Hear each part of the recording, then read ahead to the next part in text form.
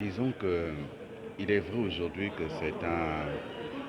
la communauté internationale tout entière s'accorde à dire que nous avons un multilatéralisme qui a des problèmes dans la mesure où un certain nombre de grandes puissances et de grandes nations aujourd'hui se retirent d'instances internationales autour desquelles se réglaient des grandes questions, qu'elles soient économiques ou commerciales, qu'elles soient même de sécurité ou de paix. Et certaines réduisent même leur contribution, leur participation.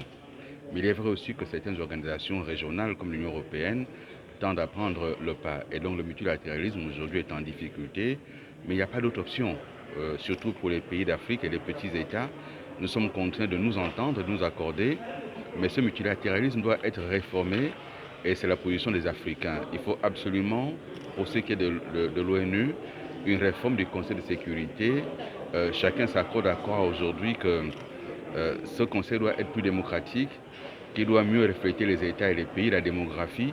Il y a eu des évolutions dans le monde entier et on ne peut pas continuer à gérer le monde au XXIe siècle tel qu'il a été au sortir de la Deuxième Guerre mondiale. Et donc il est bon aujourd'hui que l'Afrique ait sa voix, mais encore plus que la voix de l'Afrique soit entendue lorsque les crises surviennent en Afrique. On ne veut plus revivre la situation de la Libye qui a été gérée sans l'Afrique et nous voulons aujourd'hui que l'Afrique soit entendue lorsque se posent des difficultés, comme c'est le cas aujourd'hui en ce qui concerne les États du Sahel. Et donc, il faut réformer la gouvernance mondiale, il faut réformer le multilatéralisme, il faut démocratiser ces organisations internationales, dont l'ONU, et il faut une place de l'Afrique, une place à l'Afrique au niveau du Conseil, des membres permanents du Conseil de sécurité des Nations Unies. Donc voilà ce que je peux vous dire en ces termes.